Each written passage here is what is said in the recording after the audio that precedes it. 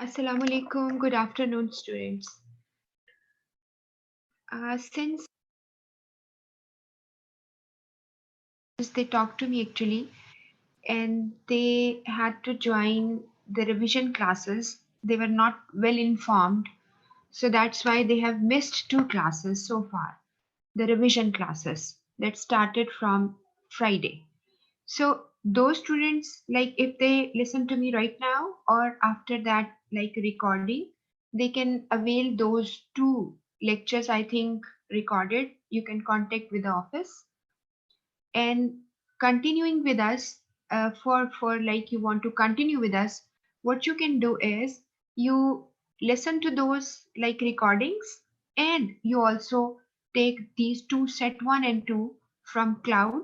Link has always been shared in, I mean, we have shared in groups so many times.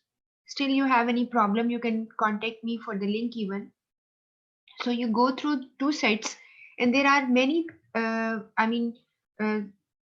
much material is there for revision, like MCQs are there and some letters and reports with the solved solutions over there as well, like solved examples or solutions are there. So you can go through that. So over here, we are going to start with with set 3.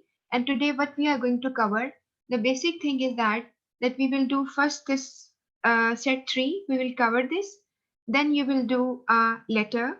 And it's not that easy, but it is taken from CA past paper immediately. Like I told you the immediate papers, that's very fresh papers of writing skill, so you can have the practice of that. So you will do that with me. Then the time is, if left there, I will be doing the solution of the MCQs. We did 26 MCQs yesterday, but we couldn't do that because the class ended. Actually, there were 2 minutes only left actually, and the class ended yesterday because of some problem, technical issues maybe. So what you do is you do first thing this, and the students particularly who have joined us today for revision, they will also benefit from MCQs.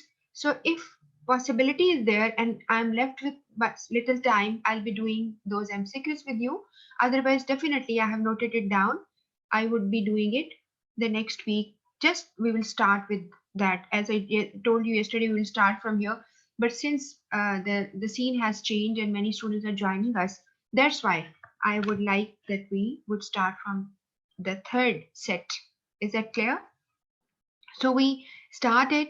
I have when I actually taught you over there, I told you that this is from the area which is mentioned in your syllabus under the heading of oral communication, but it has many subheadings in the syllabus outline, that not only oral communication but oral principle of successful oral communication, what is conversational control. I have already missed the conversation control here, but I have taught you. But in the revision, as we are doing revision, I will be again revising that with you. So we would definitely have conversation control discussion. It is not there right now today in these notes, but some of the terminology still I would be including some of the terminologies that we have when we were finishing our syllabus. Actually, we were closing it. Then I have discussed a few, and I would add a few, and I will do as a revision with you. And then oral communication, what two sides it has, and then this is also the part of it. Like I would discuss with you effective listening and non-verbal communication. So I would just tell you what actually we are going to do. It is what the syllabus is given, but keeping in view what type of questions you have and what are the books which are actually consulted when you are having your exam or when the papers the examiner is going to set. So the first thing I would just tell you, actually there are two basic forms of communication. One is verbal, the other is non-verbal. You always remember this and you definitely have questions on it as well. से आपसे अगर कोई पूछता है कि जी कौन सी forms of communication है, तो एक वर्बल है और एक नॉन वर्बल है. अब मैं ये क्लियर कर दूं आपको कि some student people who think that verbal is oral. अगर आप वर्बल या ओरल जैसे कहते हैं कि मैंने जी आपको वर्बली बताया था, लिखा नहीं था, इसका मतलब है कि मैंने आपको ओरली बताया था। तो verbal is actually with words and non verbal is without words. When you से वर्बल, तो वर्बल में रिटन और ओरल, बोल स्पीकिंग और आपकी जो राइटिंग है, ये दोनों ही उसके अंदर आ जाएगी कि आपने क्या किया है, यानी वर्ड्स के साथ है। इवन आपका जो ये सारा लिसनिंग और आपका जो रीडिंग है, वो सारी वर्बल के एस्पेक्ट्स है। ठीक है, वर्बल मीन विद वर्ड्स। तो वर्ड्स को कैसे आप गेट करते हो? बाय स्पीकिंग, लाइक यूज करते हो, बाय लिसनिंग, बाय राइटिंग और बाय रीडिंग। तो हम ये चारों, इसको हम एक्चुअली स्किल्स भी कहते हैं, यानी लैंग्वेज स्किल्स कहते हैं। तो ये 4 स्किल्स हैं जिसको हम यूटिलाइज करते हैं फॉर वर्बल एक्सप्रेशंस। तो वर्बल विद वर्ड्स है और नॉन वर्बल विदाउट वर्ड्स है। अब यहाँ पर मैंने आपको एक जैसे मैंने आपको पहले भी बताया कि it's my notes are a combination है, बार बार ये बताती हूँ। ना सिर्फ आईसीएमए की जो कोई रेफरेंस बुक्स हमेशा से रही हैं उनमें से कुछ मटेरियल, और कुछ मटेरियल जो है वो सीए की बुक से है। और आपको मैंने दो एक टॉपिक जो सीए की बुक से एक्सक्लूसिवली पढ़ाया हुआ है, वो 9th चैप्टर है उसका, वो मैं रिवीजन में आपको कराऊंगी, इलेक्ट्रॉनिक कम्युनिकेशन का। क्योंकि you don't have any sort of that material anywhere, आपको और कहीं नहीं मिलता। तो यहाँ वहां पर सीए की बुक में एक चीज यहाँ लिखी है कि एडलर एंड रोजनफेल्ड एंड प्रॉक्टर, ये 3 लोगों के नाम है। आपको ये पेपर में नाम बिल्कुल नहीं आएंगे, इसलिए परेशान ना होना। ये सिर्फ याद रखना है कि 70% ऑफ आवर टाइम, जिसे आप वेकिंग टाइम कहते हो, वेकिंग आवर्स, जब हम जाग रहे होते हैं, तो हम 70% ऑफ टाइम जो है हम कम्युनिकेट कर रहे होते हैं। ठीक है, और अगर 70% टाइम को एज अ होल, यानी एक पाई चार्ट बना दूं मैं उसका, कि जो हमारा कम्युनिकेशन टाइम है, तो आपको आगे नजर आ रहा है कि 45% आप याद रखेंगे लिसनिंग हम करते हैं। और ये मैं थोड़ा सा इसका साइज बड़ा कर लूं ताकि आपको क्लियर और नजर आए। जस्ट अ मोमेंट जी। और इसमें 45% आपकी लिसनिंग, 30% आपकी स्पीकिंग होती है, 16% आप रीडिंग करते हो और 9% राइटिंग करते हो। अब आप ये सिर्फ सोचेंगे कि नहीं मैं तो ऐसा नहीं करता, या फलां को मैंने देखा वैसा नहीं करता। This is true. Particularly people who are not literate, पढ़े लिखे नहीं हैं, इलिटरेट हैं, उनका कैसे ये टाइम स्पेंड हो सकता है? पॉसिबल ही नहीं है। मगर ये जाहिर है पढ़े लिखे लोगों का और एवरेज टाइम लिया गया है। इट डज नॉट मीन कि आप क्या करते हैं या मैं क्या करती हूँ, बल्कि ये एवरेज टाइम कैलकुलेट किया गया कि हम कम्युनिकेशन में ज्यादातर इतना टाइम करते हैं। और definitely when you talk about communication, most of the time we are communicating this sort of thing, speaking writing listening combination. एक ऑर्गेनाइजेशन में ही कर सकते हो ना, वहां पे कर रहे होते हैं। अगर आप कहें कि जी यूनिवर्सिटी है, तो यूनिवर्सिटी में तो ज्यादातर बच्चे स्टूडेंट जो है what they are doing, they are noting down, listening and they are reading, है ना। और उनकी स्पीकिंग इतने टाइम नहीं गुजरता। तो लेकिन ये देखा गया है कि एवरेज टाइम जो लोग सारा कुछ यूटिलाइज करते हैं ऑफिस के अंदर, तो दिस इज कैलकुलेशन, इसको याद कर लेना। एक 70% थी, और उसको 100% अगर ले लें, 70% को यानी कि फुल टाइम उनको ले लें, जब सिर्फ बातें कर रहे हैं और लिख रहे हैं, तो देन यू हैव 45%, 30, 16 एंड 9। और इसका तरीका आपको बताया था कि अगर आप एक छोटा सा अपने नोट्स पर पाई चार्ट बनाओ, ठीक है, सर्कल बना लो, उसके अंदर कटिंग कर लो, उसके ऊपर लिख लो, तो तुम्हें कभी नहीं भूलेगा। अब वर्बल कम्युनिकेशन में ओरल कम्युनिकेशन आएगी। ये सारा हिस्सा कुछ आईसीएमए की बुक का है, और जहां से मैं कहूंगी बहुत इंपॉर्टेंट है, वो भी मैं आपको गाइड करती जाऊंगी। यहाँ पर ओरल कम्युनिकेशन में व्हाट यू डू इज कि यहाँ पे, यानी ओरल से मुराद है स्पोकन। तो स्पीकिंग इज फास्टेस्ट आप कह सकते हो, and the most direct way of communication. बिल्कुल सही है, सबसे ज्यादा डायरेक्ट तरीका है। आप सीधा बात कर रहे हो, दूसरा पर्सन इसको समझ रहा है। ठीक है, उसके बाद एक और भी यहाँ पे लिखा है, oral communication refers to the communication where individual converse with each other, like they are having a conversation with each other, और स्पोकन वर्ड्स का इस्तेमाल करते हैं। और इसके अलावा आप इसी पैराग्राफ की लास्ट में नजर आ रहा है, कुछ मैकेनिकल डिवाइसेस भी हम यूज करते हैं, जैसे हम टेलीफोन वगैरह।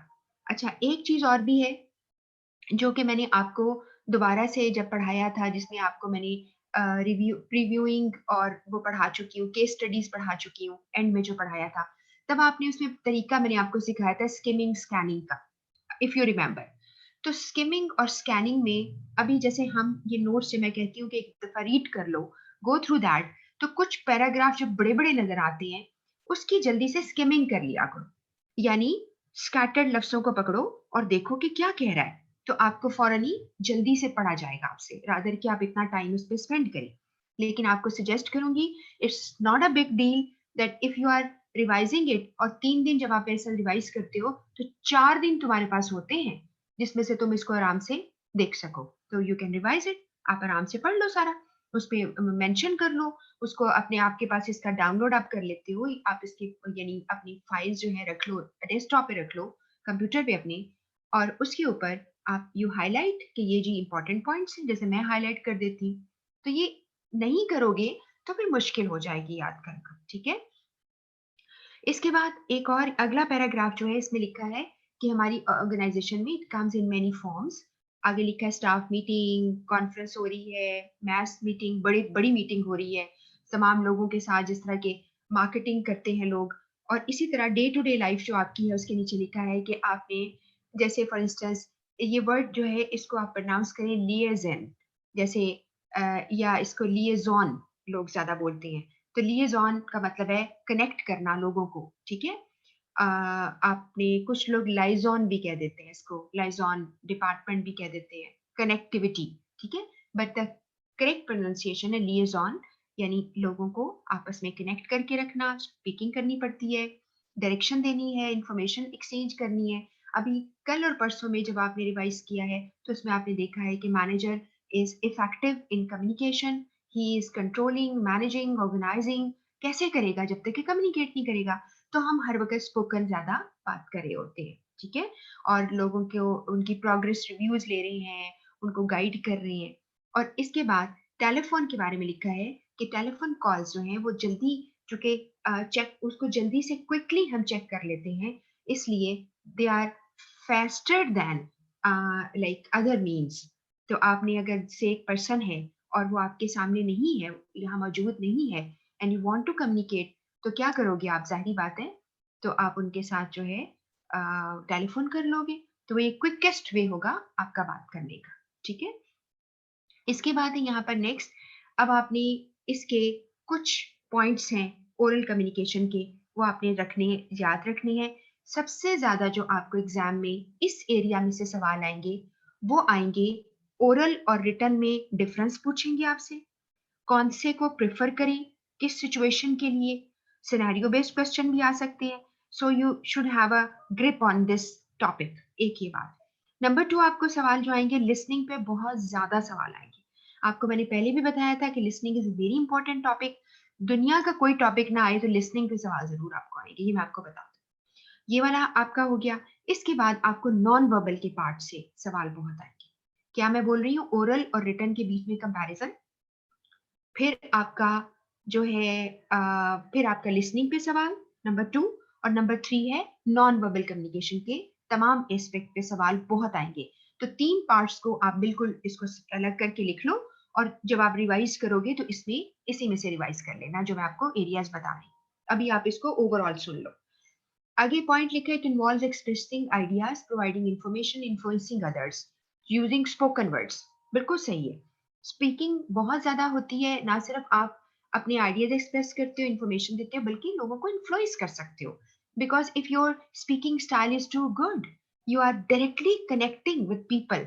जैसे कि होता है ना, कहा लिखा होता है कि अच्छा स्पीकर जो है वो जल्दी अपने ऑडियंस के साथ केमिस्ट्री डेवलप कर लेता है, यानी उनको उन पे ग्रिप कर लेता है, और लोग उसकी पर्सनालिटी से, उसकी प्रेजेंस से बड़े इंप्रेस हो जाते हैं।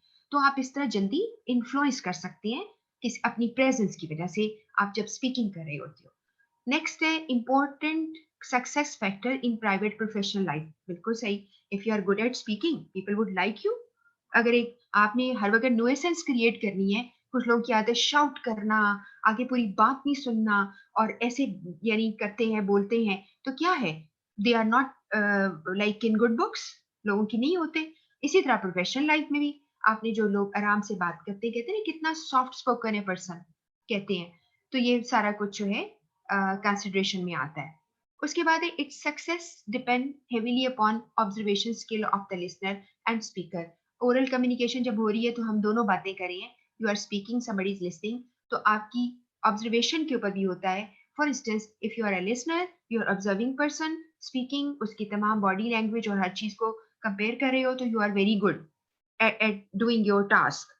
और अगर तुम एक स्पीकर हो तो तुम लिसनर को सुन रहे हो कि whether the listener is going to be like listening to you attentively, क्या वो आपको वर्बल नॉन वर्बल क्यूज दे रहा है, इशारे दे रहा है कि समझ आ रही है कि नहीं, इस चीज को कंसिडर किया जाता है। उसके बाद है एडवांटेजेस आ गए। इसमें सबसे पहले प्रोज है इसके, मसलन प्रोज का मतलब यहाँ पर होगा कि क्या फायदे हैं ओरल कम्युनिकेशन के, और ये जो फायदे हैं ये ओवर रिटन है, रिटन के फायदे से बढ़कर है। मसलन पहला है स्पीड, इस सारे को मैं डिटेल नहीं पढ़ूंगी, आप खुद ही पढ़ लीजिए अगर आपको जरूरत है, अदरवाइज तो आपको समझ आ गई है, स्पीड है भाई आपकी, क्विक अभी पीछे मैंने बताया है, तो आप जल्दी से जो है मैसेज जो है वो कहाँ खत लिखोगे, कहाँ जाएगा, बहुत देर लग जाएगी। उसके बाद नंबर है 2, स्पीकर जो है वो अटेंशन ले लेता है लिसनर की, जब वो अटेंशन ले लेता है, जबकि खत या लेटर जो है वो इतना ज्यादा आपकी अटेंशन नहीं ले सकते जितना कि किसी की प्रेजेंस और उसका स्पीच ले सकते हैं। ठीक हो गया। इसके बाद है इंस्टेंटेनियस फीडबैक, एक पर्सन जो आपको सुन रहा है, आप बोल रहे हैं, वो इंस्टेंट फीडबैक देगा जिससे कि फौरन ही आप क्लियर कर सकेंगे अगर उसको किसी चीज पे वो कंफ्यूज्ड है, ये इसके अंदर लिखा हुआ है, अगर वो किसी बात पे कंफ्यूज्ड है तो आप क्या करेंगे, एक यहाँ पे लफ्ज है जो मैंने आपको पहले भी सिखाया था और कई दफा वो इस्तेमाल किया जाता है पेपर में भी, ये देखिए मैं इसको हाईलाइट कर रही हूँ, ये लफ्ज है रिफ्रेज, यानी अगर आपको मेरी बात समझ नहीं आई तो मैं अपनी बात को रिफ्रेज कर दूंगी, दूसरे लफ्जों में बयान करूंगी, ठीक है, या फिर पैराफ्रेज कर दूंगी यानी उसकी तशरीह कर दूंगी, दोनों सूरतें हो सकती हैं। उसके बाद आप रिवाइज कर सकते हैं अपनी बात को। इसके बाद नेक्स्ट है पर्सनल क्वालिटी। पर्सनल क्वालिटी का मतलब ये होता है कि इट इज नॉट इम्पर्सनल, यानी कल भी शायद मैंने आपको ये लफ्ज सिखाया था, जस्ट अ मोमेंट, अजान के लिए रुक रही हूँ।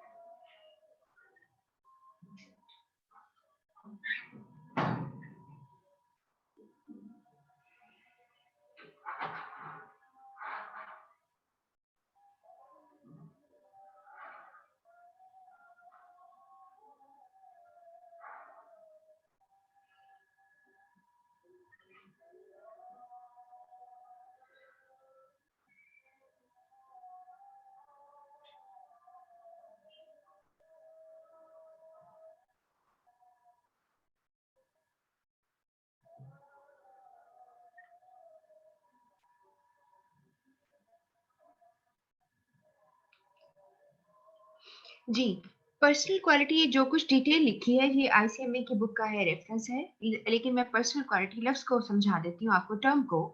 Personal quality is not, personal opposite होता है इम्पर्सनल का।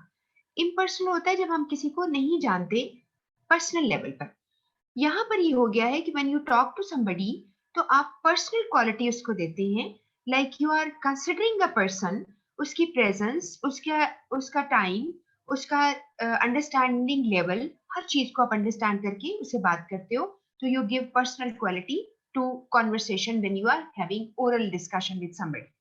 फिर कॉन्फिडेंशियलिटी में ये बात आती है कि कभी कभार आपको किसी पर्सन के साथ जो है बात करनी होती है जो कि बहुत ही सेंसिटिव मैटर है, कॉन्फिडेंशियल मैटर है, रादर देन कि किसी खत पत पे डालो या किसी और तरह पे उसको रिकॉर्ड कर लो, उसके लिए आपको रिकॉर्डिंग नहीं करनी बल्कि वैसे ही बात करनी है, तो उसके लिए भी ओरल जो है बेहतरीन है।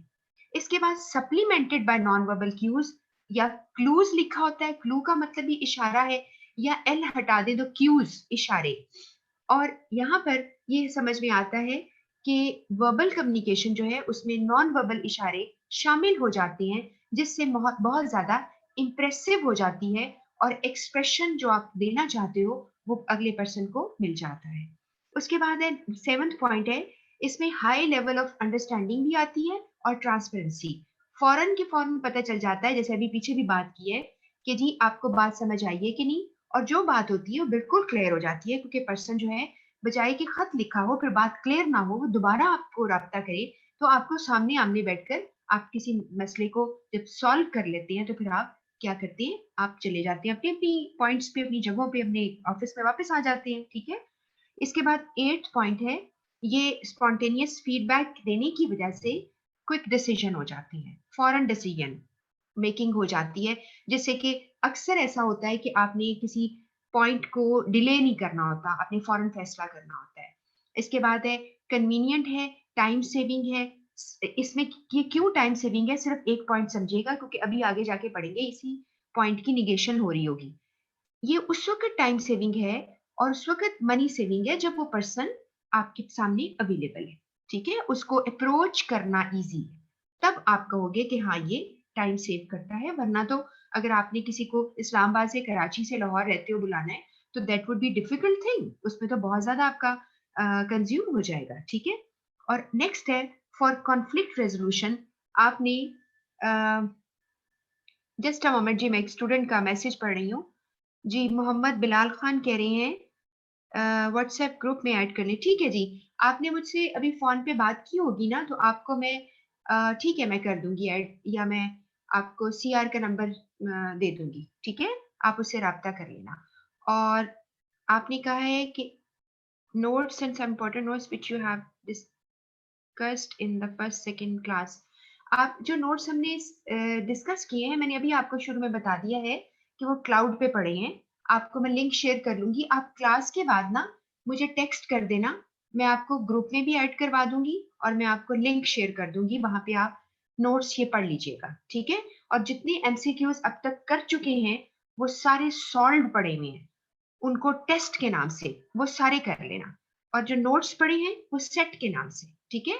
एमसीक्यूज जो है वो टेस्ट के नाम से है और नोट सेट के नाम से है, वहां से आप इसको पढ़ लीजिएगा। मेरा ख्याल है आपको बिलाल मेरी बात समझ आ गई है। तो और इसके अलावा वहां पे बहुत से लेटर्स और जो है रिपोर्ट्स भी हैं, वो भी आप देखिएगा कि क्या है उसके अंदर लिखा हुआ। ठीक है।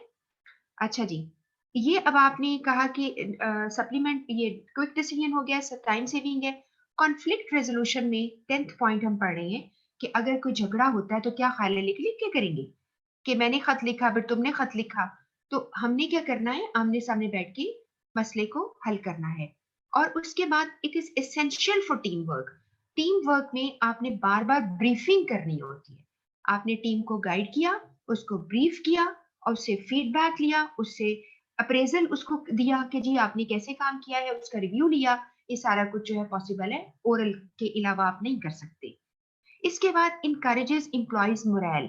जब आप आमने सामने बैठ के बात करते हैं, आप इन पर्सन बात करते हैं, तो एक आपको फील आती है कि आपने स्पोकन जो बात की है उसमें आपका मोरल का मतलब है आपका हौसले बुलंद हो जाते हैं, आप मोटिवेटेड हो जाते हो।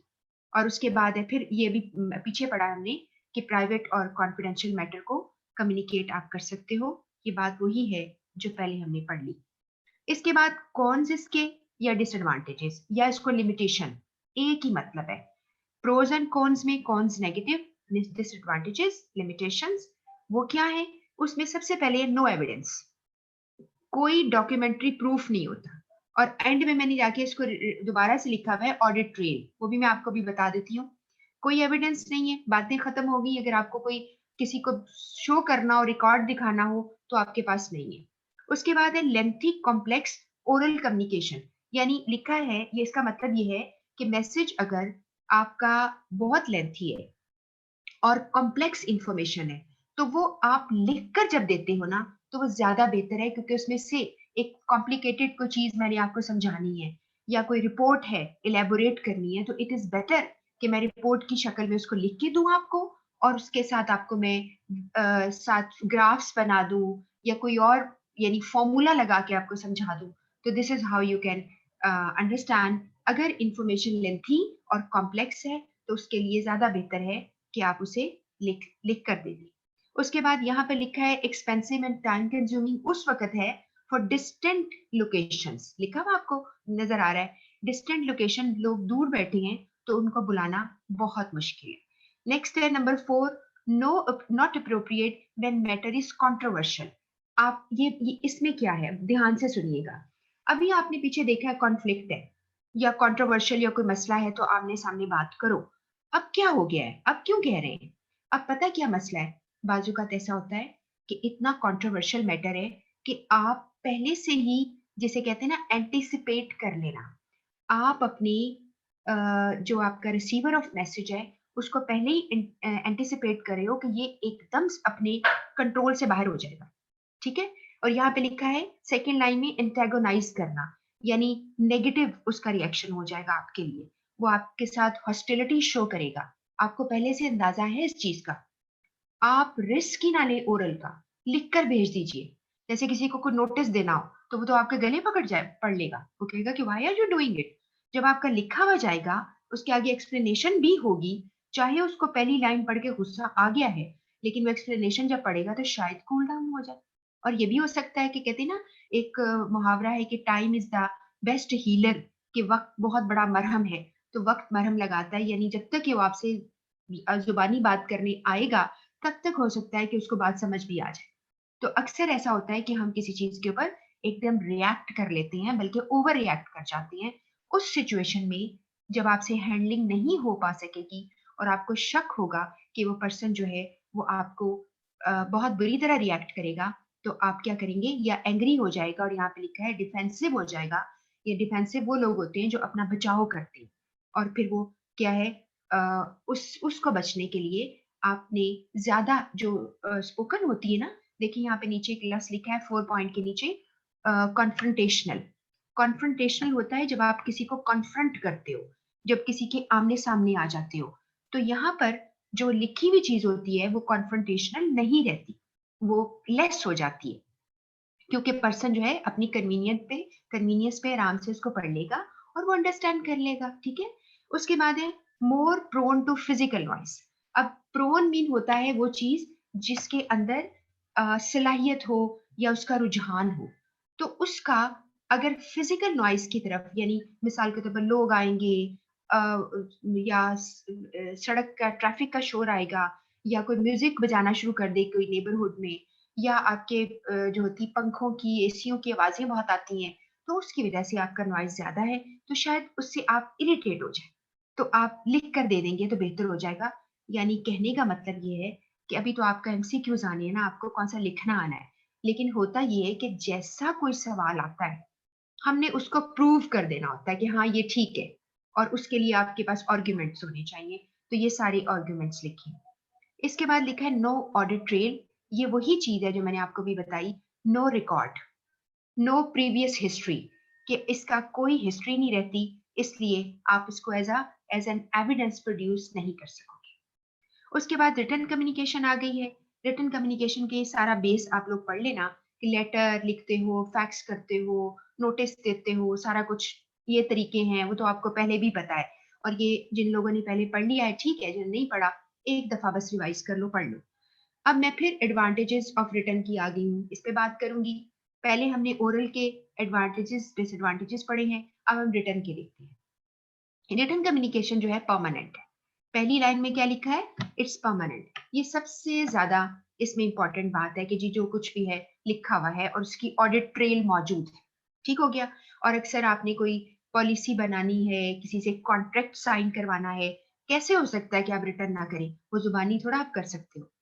नेक्स्ट लिखा है कि रिटन कम्युनिकेशन जो है समटाइम्स इजी टू अंडरस्टैंड होती है, क्योंकि अगर कोई कॉम्प्लेक्स मैसेज है, वो अपनी लग्जरी, लफ्ज लिखा नजर आ रहा है आपको, लग्जरी सेकेंड लाइन में नंबर 2 पॉइंट पर, कि अपनी आसानी से, अपनी कन्वीनियंस से वो इसको आराम से पढ़ सकता है। तीसरा है it is composed in advance. एक और फायदा, क्योंकि जो आपकी ओरल होती है ना, वो एक्सटेम्पोर होती है, या उसे कहते हो स्पॉन्टेनियस होती है, बगैर आपके प्लान किए।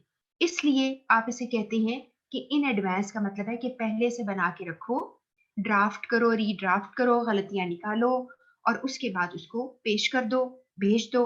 तो this is how you can have less chances of error, जो कि अगले पॉइंट पे लिखा है। आप पहले से बना के रख सकते हैं, आप उनको आराम से बना के जब ज़रूरत टाइम आएगा तो उसमें भेज दें उसको, उस दौरान आप कितनी दफ़ा उसको करेक्ट कर सकते हो। नंबर 4 पॉइंट है written messages are less prone to errors.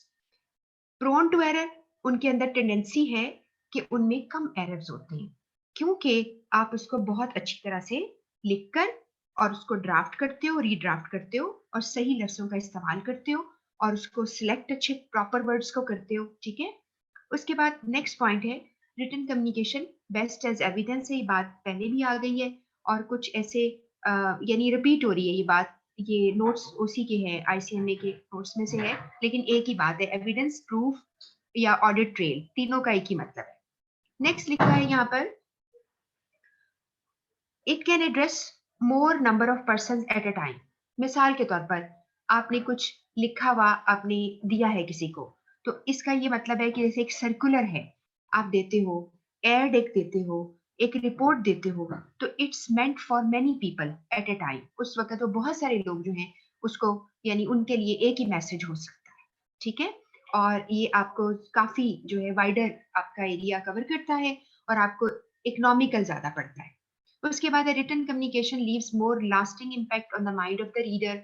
उसमें विजुअल प्रेजेंटेशन वगैरह की वजह से, मिसाल के तौर पर ऐसा होता है कि आपकी कोई लिखी हुई चीज है जो कि अपनी कन्वीनियंस में उसने पढ़ा था, जब वो रिलैक्स था उसने आराम से उसको पढ़ा, उसके ऊपर गौर किया, इसलिए उसके माइंड के ऊपर लॉन्ग लास्टिंग इफेक्ट का मतलब ये है कि वो हो सकता है कि उसकी मेमोरी में ज्यादा देर तक स्टे करे। जो पढ़ी हुई चीज होती है वो ज्यादा देर तक मेमोरी में स्टे करती है। इस ये एक पॉइंट ऑफ व्यू है एक राइटर का कि ऐसा हो सकता है। उसके बाद है probably physical noise is comparatively low. इसमें नॉइज नहीं होगा, बल्कि क्या नॉइज होगा कि जब भी पर्सन जो है आप कन्वीनियंट होगा वो पढ़ लेगा उसको, इसमें तो नॉइज का कोई स्कोप ही नहीं है, अनलेस आपकी राइटिंग ऐसी हो या आपने कोई लफ्ज ऐसे इस्तेमाल कर लिया एम्बिगुअस किस्म के, अदरवाइज कोई मसला नहीं। अब लिमिटेशन या इसके नेगेटिव एस्पेक्ट क्या है? टाइम कंज्यूमिंग बहुत ज्यादा है। आपने इसको प्रिपेयर किया, पढ़ा, फिर दोबारा किया, बहुत टाइम लगा, आप बड़े चूजी बाजकत हो जाते हैं लिखने में। उसके बाद सर्टेन मैसेजेस जो है can't be put in writing, जिसको आपने वर्बली, नॉन वर्बली, ओरली बात करनी होती है, तो आप मैसेजेस में कोई फायदा नहीं है लिखने का जब तक कि आपको फेस टू फेस बात नहीं की। Different person interpret message differently. हर बंदा जो है लिखा हुआ, चूंकि सामने आमने तो आपको फौरन ही पता चल जाएगा इसको समझ नहीं आई, आप उसकी वर्डिंग ठीक कर सकते हो। जब आपने उसको लिखकर भेज दिया उसको नहीं समझ आएगी तो कोई फायदा नहीं होगा, वो जाया चला जाएगा। फोर्थ पॉइंट है इमीडिएट फीडबैक, फीडबैक नहीं मिलता, ये तो वैसे ही ऑब्वियस बात है। इसके बाद आगे है नॉन वर्बल क्यूज इसके अंदर नहीं होते। कॉन्फिडेंशियलिटी जो है वो लैक नहीं करती, क्योंकि किसी के हाथ लग सकता है ऐसा मैसेज जो है वो किसी के, जैसे बाज़-औक़ात ऐसा होता है कि आप ईमेल इवन समटाइम सेफ नहीं होती आपकी, खत सेफ नहीं होते, ये भी इसमें एक पॉइंट है। इसके बाद है capability to cause greater damage, यानी हैप्पैज़र्डली अगर आपने रिटर्न कोई चीज की है उससे आप बहुत बुरा इंप्रेशन डालेंगे, ना सिर्फ अपना बल्कि अपनी कॉर्पोरेट इमेज भी खराब करेंगे। इसमें ये नहीं लिखा लेकिन इसका मतलब ये होता है, ठीक है, कि आपने बहुत ज्यादा ये नुकसान कर लिया और आपने अपनी इमेज को खराब कर लिया है। जब आपके पास प्रॉपर टाइम नहीं था और आपने जब उसको लिख लिया तो लफ्ज जो है वो अप्रोप्रिएट नहीं है अकॉर्डिंग टू द सिचुएशन। ठीक हो गया? अब ये वाला जो पॉइंट है बहुत इंपॉर्टेंट है, नोट कर लो। डिफरेंस बिटवीन ओरल रिटर्न, ये दोनों पॉइंट्स जो हैं जिस तरह लिखे हुए हैं इसको मैं एक्सप्लेन करती हूँ। ये हर्टा मर्फी की बुक में भी इस तरह लिखे हुए हैं और इसके अलावा ये सीए की बुक में भी है, ये बहुत इंपॉर्टेंट है। Oral less formal, return plan, detail, formal. फिर लेफ्ट साइड पे लिखा है it produces prompt response, foreign response, immediate response, इसमें डिलेड रिस्पांस। नेक्स्ट लिखा है oral is not valued much for legal purposes, legal evidence नहीं होता इसका, जबकि राइट पे लिखा है इसकी अथॉरिटी है, इस पे प्रूफ ऑफ ट्रांजैक्शन, ट्रांजैक्शन का मतलब है जो लेन देन हुई, हमारी बातचीत हुई, उसके ऊपर एक प्रूफ है। उसके बाद है ओरल इज हाईली फ्लेक्सिबल है, जबकि ये रिजिड है। रिजिड इनफ्लेक्सिबल, जो लिखकर भेज दिया वो चेंज नहीं अब होगा, रिजिड है, ठीक है। और इनफ्लेक्सिबल है जिसके अंदर कोई फ्लेक्सिबिलिटी नहीं। जबकि ओरल में अगर आपकी बात समझ नहीं आई या आपका पॉइंट समझ नहीं आया तो आप दूसरे लफ्जों में इसे एक्सप्लेन करते हो। इसके बाद है it is an active transfer of information है, उसमें सामने है इसके ऑपोजिट जो लिखी हुई ना, इत्तेफाक ये है कि ये उस बुक में भी, सीए की बुक में एग्जैक्टली उसका ऑपोजिट ही लिखा हुआ था, तो इसमें डिलेड हो जाएगा आप इसको कहोगे। लेकिन यहाँ पे ये लिखा है, ये कोई और पॉइंट है, it is precise and direct, यानी टू दी पॉइंट है और डायरेक्ट बात होती है, जबकि यहाँ पर आप थोड़ी सी बात घुमा भी सकते हो ओरल केसेस में। नेक्स्ट लिखा है कि speaker can get the audience engage psychologically. अभी मैंने आपको बताया कि आप साइकोलॉजिकली लोगों को एंगेज कर लेते हो, आप उनके ऊपर अपनी पर्सनैलिटी का इफेक्ट डाल सकते हो, जबकि बहुत ही ज्यादा ये पर्सनल भी हो जाती है। और इसके ऑपोजिट लिखा है इट इज लेस पर्सनल, और sometimes you can say it is impersonal, क्योंकि खत तो इम्पर्सनल होते हैं ना, वो तो न्यूट्रल होते हैं, इम्पर्सनल का मतलब है न्यूट्रल होना। तो ये आप, ये पॉइंट हो गया। इसके बाद है मोर पर्सनल प्रोनाउंस का इस्तेमाल, ये ध्यान से सुनिए। मोर पर्सनल प्रोनाउन का मतलब है जब मैं बात कर रही हूँ, मैं कह रही हूँ, आप कह रही हूँ, यानी मैं और तुम या आप हर वक्त हम इस्तेमाल कर रहे होते हैं कि आपको ये समझ आएगा, मैं आपको बताता हूँ। अभी देखो जैसे तुम लोगों के ये पीडीएम जो चल रहा है इस वक्त, तकरीरें, हर बंदा ये कह रहा है कि हम ये कर देंगे और तुम लोगों ने ये कर दिया, ऐसे ही है ना। लेकिन रिटर्न में आपके पास क्या है, less personal pronoun. Personal pronoun क्या होते हैं, आई, हुई, दे, यू, ही, शी, ठीक है। तो आप इसका इस्तेमाल नहीं करते और आप इनडायरेक्ट ज्यादा बात करते हो। इसके बाद लिखा है it is spontaneous. Spontaneous mean अचानक हो जाना, ठीक है।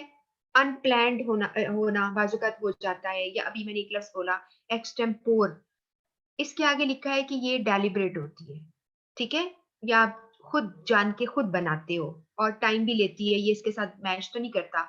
और एक बहुत इंपॉर्टेंट बात और याद रख लो, इट इज सब्जेक्टिव। आपको मैंने ये बड़ी दफा लफ्ज सिखाया है, सब्जेक्टिव का मतलब है जब आप अपनी पसंद नापसंद बीच में डालते हो, और आप न्यूट्रल नहीं रहते। इट इज ऑब्जेक्टिव, आप न्यूट्रल रहते हो, आप अपनी पसंद नापसंद नहीं डालते।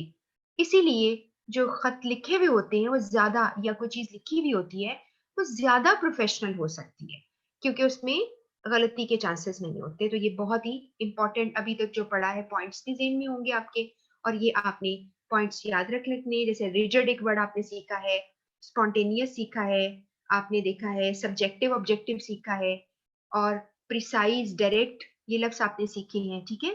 और उसका एक और ये भी इलीगल लिखा है ना, लीगल लेफ्ट साइड पे, कि इसका लीगल रिकॉर्ड नहीं हो सकता, राइट वाले पे हो सकता है, आप दे सकते हो। तो उसको ये भी कहते हैं कि इसकी जो होती है ना लेजिटिमेट अपील, जैसे कानूनी अपील जो होती है वो ओरल की नहीं होती। इसीलिए आपको पता है इस चीज का कि हमारे मजहब में भी ये कहा गया है कि आप हर जो होता है उसको लिख लिया करो, ठीक है। लिसनिंग, इसका सबसे पहले बहुत इंपॉर्टेंट बात आपको याद रखनी है, लिसनिंग एंड हियरिंग में फर्क आपको याद रखना है सबसे पहले। बाकी सारी रीडिंग ये कर लेना तुम लोग मेरे से, मैं इसका सिर्फ, आप कहते हैं ना, एक नटशेल इसका बता देती हूँ कि लिसनिंग और हियरिंग में क्या फर्क है। आपने कहना है जी, हियरिंग आपको सिखाया था इज रिसीविंग स्टिमुलाई। स्टिमुलाई जैसे कि साउंड, और स्टिमुलाई या स्टिमुलस क्या होती है, जो आपको प्रोवोक करती है। वो जो कल और जो परसों के लेक्चर है उसमें भी मैंने स्टिमुलस आपको पढ़ाया है। स्टिमुलस कोई भी चीज हो सकती है जो आपको किसी एक्टिविटी पर, मैसेज पर प्रोवोक करे। तो जो आपकी जो हेयरिंग है उसमें सिर्फ साउंड रिसीव हो जाती है, लेकिन आप उसको नोट नहीं करते। जब आप उसको नोट कर लोगे तो वो लिसनिंग हो जाएगी। तो हेयरिंग होती रहती है, लेकिन लिसनिंग तब होती है जब उस पे हम गौर करते हैं।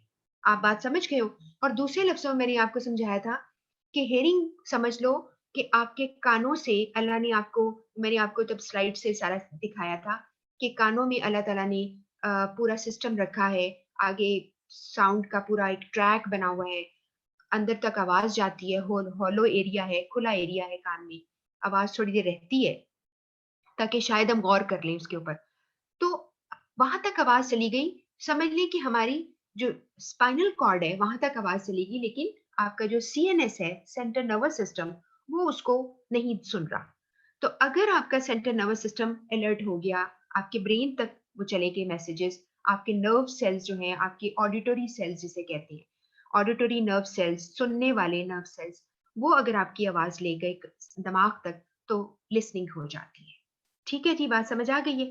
इसके बाद यहाँ पर एक और चीज याद रख लेना, यहाँ पे लिखा है hearing is a biomechanical process of receiving sound with year.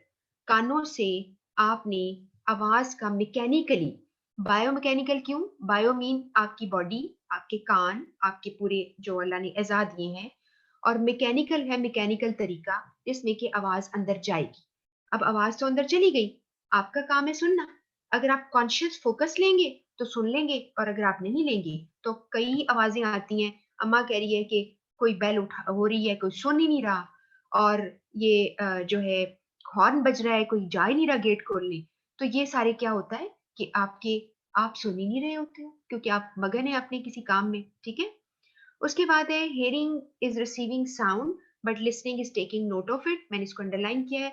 It's also a kind of definition, ये आपकी आईसीएमए की बुक में ये लिखी हुई है। उसके बाद आपने आगे सुनना है, देखना है कि आप हेयरिंग, अगला ये जो ये पैरा जिसमें मेरा कर्सर है, हेयरिंग जो है वो सेंसरी आपके जो ऑर्गन्स हैं कान, उनसे वो आपके जाती है।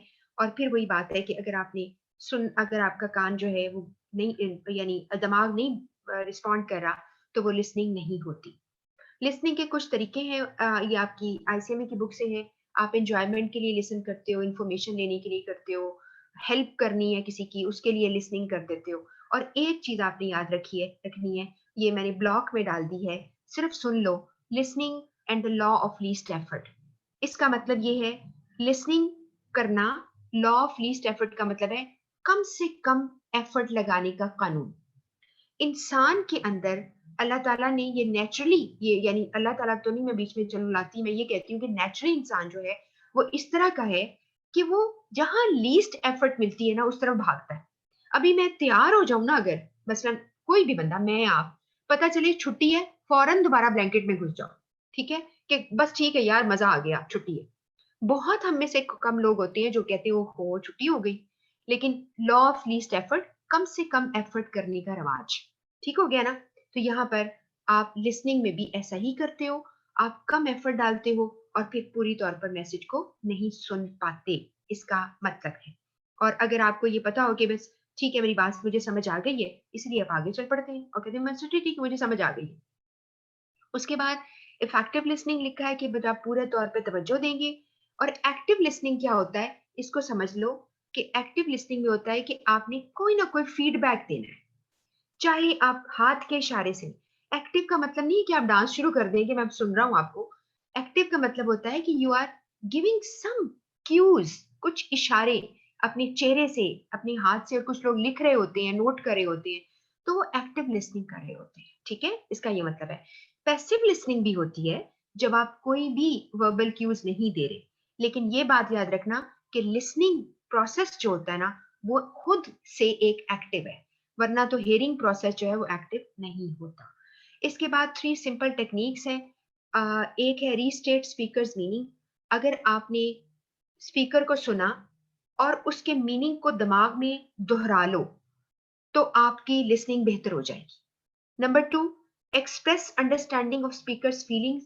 और क्या करो, दिमाग में उसकी फीलिंग्स, उसके आइडियाज को अपने लफ्जों में पैराफ्रेज कर लो, अपने लफ्जों में उसकी तशरीह करके समझ लो। उसके बाद आस्क क्वेश्चन, कि अगर आपको कोई बात समझ ना आए, व्हेन अप्रोप्रिएट, यानी कि बीच में ही रोक दो, तकरीर उसकी काट दो। आपने जब जरूरत हो सवाल पूछो, टीचर है उससे सवाल पूछ लो। एक तरीका ये बता दिया। उसके बाद एक्टिव पैसिव लिसनिंग, ये लिखा हुआ, ये मैंने अभी आपको बता दिया। एक्टिव है फिजिकली कुछ उसको एक्सप्रेशन देना, और पैसिव है चुप करके सुनना और कुछ ना करना, हिलना भी ना। ठीक हो गया समझ के बाद, कुछ भी उसको नॉन वर्बल इशारे या हाथ के इशारे से ना बताना। एक और आ गया एम्पैथेटिक लिसनिंग, और कुछ लोग इसको कहते हैं एम्फैटिक लिसनिंग। EMPHATIC, दोनों का एक ही मतलब लेना, परेशान मत होना। इसकी लिसनिंग पर बहुत सवाल आपको जरूर आते हैं। जो एम्पैथेटिक लिसनिंग है, ये लफ्ज निकला है एम्पथी से, किसी को फील करना। जब आप किसी को फील करके उसके लेवल पर आकर, उसके दुख का दुख समझकर, उसकी खुशी की खुशी समझकर जब आप उसको सुनते हैं, उसे आप एम्पैथिक लिसनिंग कहते हैं। और ऐसी लिसनिंग को सब्जेक्टिव लिसनिंग कहते हैं, जब आप उसी के हो जाते हो, आप उसको फेवर करना शुरू कर देते हो। ऑब्जेक्टिव लिसनिंग क्या है? जो में आप न्यूट्रल रहते हो। आप ये नहीं कि उसके खिलाफ हो जाते हो, न्यूट्रल रहते हो, आप पूरी बात सुनते हो और फिर वही बात हो कि चोर को चोर कहना है और जो नहीं उस चीज़ का कोई कसूर उसको यानी ब्लेम नहीं करना, ये तभी करोगे जब तुम ऑब्जेक्टिव लिसनिंग करोगे।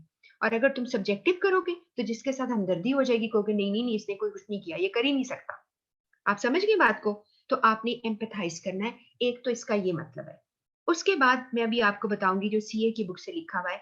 जैसे यहाँ पे लिखा है एम्पैथी का मतलब है try to put yourself in other person's shoes and feel where the shoe pinches. तो आपने किसी के पाँव जो है अपने पाँव किसी के जूते में डालो और देखो कि जूता कहाँ पिंच करता है। तो किसी का दुःख महसूस करना इज़ कॉल्ड एम्पैथी। अच्छा, इसके बाद एक कहानी यहाँ पे लिखी हुई है, किसी के पैसे गुम हो गए, ये पढ़नी होगी तो पढ़ लेना। ये आईसीएमए की बुक में लिखी हुई थी। इसके बाद एक और चीज़ समझ लो, नॉन जजमेंटल और जजमेंटल लिसनिंग का क्या मतलब है? जजमेंटल लिसनिंग वो होती है कि जब तुम उसको इसलिए सुन रहे हो कि साथ-साथ उसको इवैल्यूएट कर रहे हो, कि भई क्या कह रहा है, किस तरह कह रहा है। और नॉन जजमेंटल है पहले पूरी सुन लो, पूरी बात कर लोगे, उसको फ़ौरन ही साथ-साथ इवैल्यूएट नहीं करना। पहले पूरी बात सुन लेनी है, ये नहीं कि तुम एकदम से उसको क्रिटिसाइज़ करना शुरू कर दो। तो इसे कहते हैं जजमेंटल और नॉन जजमेंटल में फ़र्क हो गया, ठीक है? इसके बाद है लिसनिंग प्रॉब्लम और फॉल्ट इन लिसनिंग में बहुत सारी लिसनिंग यानी प्रॉब्लम्स हैं। हम बहुत सारी चीज़ों को प्री जज कर लेते हैं, बहुत कुछ फ़िल्टर कर लेते हैं। इस पर लिसनिंग फॉल्ट्स है। पहले है प्रेजुडिस अगेंस्ट स्पीकर। पहला ये है कि मुझे स्पीकर ज़हर लगता है, मैंने नहीं उसको सुनना। तो इसलिए क्या हुआ, आप प्रेजुडिस हो जाते हो, आप उसके खिलाफ हो जाते हो, बायस्ड हो जाते हो। ठीक हो गया? इसलिए आप पूरा सुनोगे नहीं, आपका एटीट्यूड नेगेटिव हो जाएगा, आप उसको सुन ही नहीं रहे। और इसके ऑपोजिट भी हो सकता है, एक स्पीकर है, कुछ भी अच्छा नहीं बोल रहा, वाह-वाह किए जा रहे हैं, क्योंकि आप उसे बहुत पसंद करते हैं। भई क्या बात ख़ास कर दी उसने? लेकिन आप जो है यहाँ पर लेकिन अगेंस्ट लिखा हुआ है ना, इसलिए हम ज़्यादा लेंगे प्रेजुडिस में कि किसी के खिलाफ जाना कि नहीं अच्छा लगता, इसलिए हम उसकी बात पूरी नहीं सुनते। लेकिन हम जब प्रेजुडिस्ड हो जाते हैं या हम बायस्ड हो जाते हैं, बायस्ड का मतलब पॉजिटिव नेगेटिव भी होता है, इसलिए मैं बता रही हूँ। नेक्स्ट है एक्सटर्नल डिस्ट्रैक्शन आ गई। हाँ भई, बहुत ज़्यादा लोगों ने कोई ड्रेस ऐसा पहना है, उनके जेस्चर अजीब से हैं और बहुत लाइट ऐसी है जिसमें आपको समझ नहीं आई। थिंकिंग स्पीड थिंकिंग स्पीड हमें तंग करती है। पता क्या होता है? जब कोई इंसान बोल रहा है, चाहे वो जितनी मर्ज़ी स्पीड से बोले, उससे 3-4 टाइम्स ज़्यादा हमारी थिंकिंग स्पीड है। हमारा दिमाग कहीं से कहीं सैरें करके आ जाता है, ठीक है? हम घर से भी हो आते हैं, हम मार्केट से भी हो आते हैं, सारा कुछ सोच लेते हैं और सुन भी रहे होते हैं। तो कभी-कभार थिंकिंग की स्पीड की वज़ह से जब हम कुछ और थिंक करना शुरू कर देते हैं, तो कभी-कभार हम वहीं रह जाते हैं। और मेंटली हम कहीं और होते हैं और फिजिकली हम बैठे होते हैं अपनी मीटिंग रूम में। तो इसे थिंकिंग स्पीड अक्सर एक और मसला क्रिएट करती है। उसके बाद है प्री मेच्योर इवैल्यूएशन। इसका मतलब ये है कि आप कभी-कभार पहले इवैल्यूएट कर लेते हो। एक बंदे की पूरी बात नहीं सुनते, बल्कि प्री मेच्योर यानी वक़्त से पहले ही उसको इवैल्यूएट कर लेते हो कि अब ये क्या कहेगा और ये कब तक एंड में बोलेगा, यार ये बड़ा ही बोरिंग कर रहा है। इसने देखना है एंड ऐसे करना है। पहले ही सोच लिया। फ़िल्टरिंग होती है, ये हम पहले भी पढ़ चुके हैं। फ़िल्टरिंग हमने बैरियर में पढ़ा है। फ़िल्टरिंग डेलिबरेटली सप्रेस करना, मैनिपुलेट करना इन्फॉर्मेशन को। तो जो फ़िल्टरिंग है, उसमें क्या है कि आप अवॉइड करते हैं लिसनिंग को, क्योंकि आप फ़िल्टर कर लेते हो। बहुत सारी चीज़ों को अपनी पसंद से सुन लेते हो, अपनी पसंद से उसमें से कहानियाँ बना लेते हो। उसके बाद है डिलीवरी। कुछ लोगों की स्पीकर की मोनोटोनस डिलीवरी लिखा हुआ है, बहुत ही थका देने वाला स्टाइल उनका होता है। मोनोटोनस होता है उकता देने वाला, जिसको देख-देख के बंदा तंग पड़ जाता है। एक बंदा बोल रहा है ई, ई, ई, ई, फिर रुकता है, फिर ही, ही करना शुरू कर देता है। आप कहते हैं यार ये क्या बोल रहा है? ये क्या बोल रहा है? और इंसान जो है ट्यून आउट हो जाता है। क्योंकि आजकल वैसे भी हम जो हैं सुनने वाले हैं, कभी हम कोक स्टूडियो सुन रहे होते हैं, कभी हमने मूवीज़ देखनी होती हैं, पता नहीं क्या-क्या सुनते हैं, स्पीकर को क्या समझते हैं हम, ठीक है? आजकल के दौर में स्पेशली। तो उसकी जो style of delivery of message है ना, वो it should be very good, वरना लोग सो जाएँगे। और नहीं तो पबजी खेलेंगे और नहीं तो स्टेटस अपडेट करने बैठ जाएँगे, ठीक है ना? अगर आप एक बहुत बड़े हॉल में बैठे हुए हैं तो। उसके बाद लिखा है जी, ये मैं आपको मज़ाक नहीं कर रही हूँ, ये ऐसे बस फन के लिए कहती हूँ ताकि आप बिल्कुल ही बोर ना हो जाएँ। इसके आगे लिखा है क्योंकि मेरे पास अब इतना टाइम ही नहीं है कि मैं आपके साथ अब ज्यादा बातें कर सकूं, हम रिवाइज करना है और बस कर लेना है। अब टाइम में साथ साथ देख रही हूँ, टाइम कम है मेरे पास, बहुत थोड़ा रह गया है। अगर ये मैं कोशिश तो मेरी है हो जाए, लेकिन लिसनिंग पे बहुत टाइम लगेगा, बिकॉज आपने लाजमी आज लेटर जरूर करना है। वो लेटर मैंने आपको इस तरह समझाना है ताकि आपकी जो कहते हैं ना कि कोई कमी बेशी रह गई है वो आपको क्लियर हो जाए। और वो काफी ज्यादा डिमांडिंग लेटर है, it would take much time. तो मेरा ख्याल है कि उसको 30 मिनट जरूर लग जाएंगे मुझे, इसलिए मैं और कोई 7-8 मिनट आपको ये पढ़ाती हूँ, यहाँ पर ही क्लोज करूंगी। इसी को कंटिन्यू करेंगे क्योंकि सारे आप मेरे साथ हो रिवीजन में। अगले वीक में इंशाल्लाह फ्राइडे को यह वहां जहां से स्टॉप करूंगी शुरू करूंगी, पुरानी एमसीक्यूज करा दूंगी। जिन लोगों ने नहीं किए होंगे वो उसी वक्त कर लेंगे, क्योंकि वो यानी उनको मैं सॉल्व करने का टाइम नहीं दूंगी, मैं सिर्फ उस पर रिव्यू देती जाऊंगी और आप जो है उसको करते जाना। और फिर वो सेट जो है वो मैं वो भी शेयर कर दूंगी आपके साथ, ठीक है।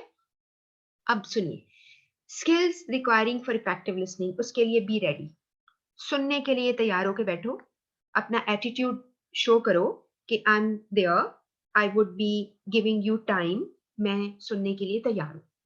बी इंटरेस्टेड, आप इंटरेस्ट शो करें और अपने दिल में सोचें कि हाँ मैंने पूरे इंटरेस्ट से सुनना है। ये टीचर एक लेक्चर दे रहा है, दे रही है, फॉर इंस्टेंस मेरे काम का है, मुझे पेपर में आएगा, इंटरेस्ट के साथ सुनो और मेरी जिंदगी में इसका फायदा भी होने वाला है, तो इंटरेस्ट के साथ सुनो। मेरा बॉस है, इसने हमें प्रोजेक्ट समझाना है, इसमें हम काम करेंगे और हमें फायदा होगा, आप इंटरेस्ट के साथ सुनो। बी पेशेंट, ये पेशेंट वो नहीं है खुदा ना सब बीमार वाला, बी पेशेंट, सबर, सबर का काम लो, ठीक है। और इंटरप्ट ना करो किसी को, आराम से सुनो, इसका मतलब है सबर का मुजाहिरा करो। बी ओपन माइंडेड है कि आप आगे लिखा है डोंट जंप टू कंक्लूजन, आप एकदम कंक्लूजन पे जंप ना करो, ओपन माइंड रहो, उसको टाइम दो, उसको अंडरस्टैंड करो और जजमेंटल ना हो, ठीक है। कॉन्सेंट्रेट, फोकस करो, जो कह रहा है उसको फोकस करो। और यहाँ लिखा है थॉट फ्रॉम वॉन्डरिंग, अपनी सोचों को सैर करने से बचाओ। वॉन्डरिंग का मतलब है इधर उधर फिरना, आवारागर्दी करना। तो आप अपनी सोचों को इधर उधर फिरने से बचाओ and make your self focused. उसके बाद नेक्स्ट है गिव फीडबैक, और वही एक्टिव लिसनिंग, कि थोड़ा थोड़ा फीडबैक दो उसको, यानी इशारों से, हाथ खड़ा करके या अपने आई कांटेक्ट से उसको दो कि भाई मैं सुन रहा हूं तुम्हें, ठीक है। रिजल्ट ऑफ गुड लिसनिंग क्या है? Leads to possession of a positive attitude, इससे लोग पॉजिटिव एटीट्यूड क्रिएट करते हैं, बैरियर खत्म हो जाते हैं मेरे और आप में, लिसनिंग और रिसीवर में। नेक्स्ट है प्रमोट इफेक्टिव कम्युनिकेशन करता है, अच्छी लिसनिंग जो है उससे आपकी कम्युनिकेशन हमेशा इफेक्टिव होती है क्योंकि आप पूरी बात सुनोगे तो पूरा सही जवाब दोगे। उसके बाद है ये पूरे जो मैंने बोल रही हूँ जिस तरह से एक छोटा सा पढ़ती हूँ और एक्सप्लेन कर देती हूँ, आप भी ऐसा कर सकते हो। रिवीजन में तो ऐसा ही होता है, जरूरी नहीं कि एक एक लाइन आप पढ़ो। नेक्स्ट लिखा है the feedback to the speaker reveal करता है कि तुम इंटरेस्टेड हो, और फिर वो उससे क्या होगा, वो बंदा अपने आप में खुशी महसूस करेगा और उसका कॉन्फिडेंस लेवल हाई हो जाएगा कि आप अगर उसको इंटरेस्ट शो कर रहे हो ना तो उसका कॉन्फिडेंस बेहतर हो जाएगा, वो ज्यादा आपको फैसिलिटेट करेगा। उसके नंबर 4 है लिसनर ऑब्टेन यूजफुल इंफॉर्मेशन, और उसका सही डिसीजन ले सकता है वो। और उसके बाद है लोगों की बेटर अंडरस्टैंडिंग आपको होती है, अगर आप अच्छे कम्युनिकेटर हो तो आपको आप अच्छा उनके साथ कर लेते हो। ये जी अब के लिए इस वक्त मैं लास्ट टॉपिक कर रही हूँ क्योंकि अगला टॉपिक बहुत डिटेल है ना और ये बहुत इंपॉर्टेंट है, इस पर सवाल चूंकि बहुत आने हैं, इसलिए मैं इसके ऊपर जरा आपको एक एक चीज एक्सप्लेन कर रही हूँ। टाइप्स ऑफ लिसनर को अब अपने साथ कहते हैं ना एक अपने दिमाग में पूरा उतार लीजिए कि लिसनर की डिफरेंट टाइप्स हैं, या यूं कह लो लिसनिंग के डिफरेंट स्टाइल्स हैं। ये अब सीए की बुक से है। रिजल्ट ओरिएंटेड लिसनर कौन होते हैं? सिर्फ रिजल्ट पे फोकस है, जो सुनना है ना, यानी कि इसका कंक्लूजन क्या होगा, हम क्या इसमें से हासिल करेंगे, बस उस पे फोकस्ड है। और इसलिए ये पर्सन आपने यहाँ लिखा है इसलिए सारा कि वो एम्पथी बिल्कुल शो नहीं करता। और जो लोग समझते हैं ना कि आपको एम्पथी शो करनी चाहिए, और जब वो रिजल्ट ओरिएंटेड लोगों को सुनते हैं ना कि वो क्या कर रहे हैं यानी देखते हैं, तो वो क्या करते हैं, वो समझते हैं कि ये बहुत एरोगेंट है। इसमें लफ्ज लिखा हुआ है, यहाँ पर कहीं कहीं आपको नजर आ जाएगा, मैं इसको हाईलाइट कर देती हूँ। एरोगेंट ये मिल गया, एरोगेंट है और इम्पेशेंट है, यानी जो स्पीकर आपसे हमदर्दी चाहते हैं कि आप हमें गौर से सुने, वो आपको, अगर आप रिजल्ट ओरिएंटेड हैं तो आपको कहेंगे आप एरोगेंट हो, मगरूर हो, अपने आप को बहुत कुछ समझते हो, इम्पेशेंट बेसब्रे हो, क्योंकि रिजल्ट ओरिएंटेड लोग जो हैं वो बेसब्रे जरूर होते हैं।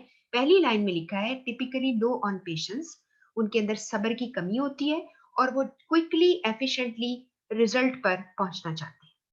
समझ आ गई बात की। इंफॉर्मेशन ओरिएंटेड दूसरे नंबर पे, ये कौन होते हैं? ये पूरा टाइम लगाते हैं, फुल पिक्चर लेते हैं, कलेक्ट करते हैं, कंसोलिडेट जमा करते हैं तमाम इंफॉर्मेशन को, सारी इंफॉर्मेशन इकट्ठी करते हैं और फिर सही डिसीजन पे आने की। जैसे कि लोग होते हैं ना, जैसे यूनान के लोगों के बारे में मशहूर है कि वो जब फैसला करते हैं ना, तो वो सारों डिटेल को, एक एक डिटेल को इकट्ठी करते हैं और फिर जाके फैसला करते हैं। ये बिल्कुल वही चीज है कि आपने पूरी डिटेल सुननी है ताकि आप सही तौर पर फैसला कर सकें, कि कहीं ऐसा ना हो कि कोई चीज को आप जो है कर लें, नजरअंदाज कर लें। लेकिन ये जो लोग इंफॉर्मेशन ओरिएंटेड होते हैं ना, इनको लोगों के साथ इमोशनली अटैचमेंट वगैरह कोई नहीं होती, और ना ही कोई उनके साथ सिंपैथी होती है, ना एम्पैथी होती है। वो बस अपने मतलब के लिए, रिजल्ट के लिए सिर्फ सुन रहे होते हैं। जी, इसके ऊपर वाला लास्ट रह गया है, ये स्लिप हो गया था इसमें पेज। पीपल फोकस्ड, ये थर्ड नंबर पे है, ये टॉप पे नजर आ रहा है आपको। पीपल फोकस्ड लोग हैं, इसको पीपल ओरिएंटेड भी कहते हैं। ये क्या करते हैं, इनको ये एम्पैथिक लिसनिंग करते हैं, लोगों की फील, उनकी नीड ले को समझते हैं, उनकी फील लेते हैं और ये पूरे तौर पर उनको रिस्पॉन्स देते हैं। इन्हें पीपल फोकस्ड कहते हैं। और ये वो लोग होते हैं जो लोगों के साथ रिलेशन बनाने पर ज्यादा फोकस करते हैं, रादर देन कि वो कोई यानी जैसे कहते हैं ना, उनका कोई रिजल्ट फोकस्ड या गोल फोकस्ड वो नहीं ज्यादा होते। वो ज्यादा वो लोगों के साथ अच्छे रिलेशन बनाना चाहते हैं। यहाँ पर जी हम बंद कर रहे हैं, मैं इसको नोट कर लेती हूँ। यहाँ से मैं आपको नेक्स्ट जो है डे आपका जो है उससे हम करेंगे इंशाल्लाह, क्योंकि यहाँ बहुत इंपॉर्टेंट टॉपिक है। और उस पर इसके ये हम यहाँ से जा रहे हैं सिनेरियो पर। सारे अपना पेन पेंसिल संभाल लो। जो लोग बिल्कुल आज नए हैं उनको जो भी एफर्ट करें। आपको 12 मिनट का टाइम दूंगी, 10 नहीं देती, 12 मिनट का टाइम दूंगी। सिनेरियो पढ़िए, सिनेरियो पढ़ने के बाद उसका फॉर्मेट बनाइए सबसे पहले, और पैराग्राफ 3 से 4 जरूर, 3 तो जरूर आपने देने हैं। हर पैराग्राफ में आपने क्या लिखना है वो आप इतना कर लो इस वक्त, क्योंकि पूरा खत लिखना मुश्किल है। और फिर आपने, लेकिन आपकी प्रैक्टिस हो जानी चाहिए, 10-15 मिनट में आपका खत पूरा हो जाना चाहिए। तो आप इसके बाद इसके जो स्टार्ट एंड एंडिंग, जो एग्जैक्ट वर्ड्स तुमने देने हैं, मैं ये आपसे कहूंगी कि आप जरूर कर लो। अगर ऐसा करोगे तो ये बहुत ही अच्छा हो जाएगा। ठीक है, अब आपको मैं सबसे पहले सिनेरियो पे ले जाती हूँ। जरा देखिएगा कि सिनेरियो इतना आपके लिए काफी चैलेंजिंग है, काफी चैलेंजिंग है। ये सीए के पास पेपर से है, और जो कि उनके पेपर्स आते हैं, मेरे ख्याल है आपको ये रीडिंग आप पढ़ सकते हो। मैं इसको थोड़ा सा ऊपर कर देती हूँ। जी, आ, इसको मैं, आप पढ़ना शुरू कीजिए। मैं सिर्फ सेटिंग इसकी कर रही हूँ ताकि आप इजीली इसको कर सको। और आप देखो इसके तरीका चेक करना कि इस खत के साथ उन्होंने एक ये एक टेबल भी दिया हुआ है। और ये खत मैंने अभी थोड़ी देर पहले आपकी क्लास से पहले ना इसका सोल्यूशन लिखा है अभी। तो मैं आपको फिर आपके साथ डिस्कस करती हूँ। आप बस इस पे काम शुरू करो, मैं इसको सेट कर लूँ, फिर उसके बाद आपको पूरे 12 मिनट दूंगी।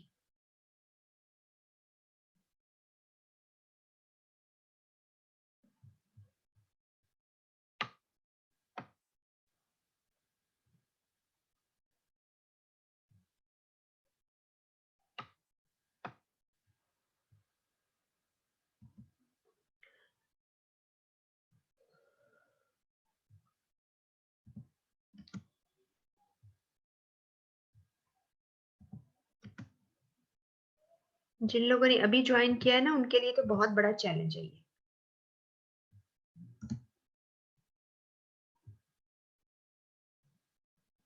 जस्ट अ मोमेंट, मैं आपको सेट कर दिया ताकि आप, बड़ा किया है तो वो थोड़ा उसका फॉर्मेटिंग चेंज हो गई है। जी, आप इसको ध्यान से कीजिए।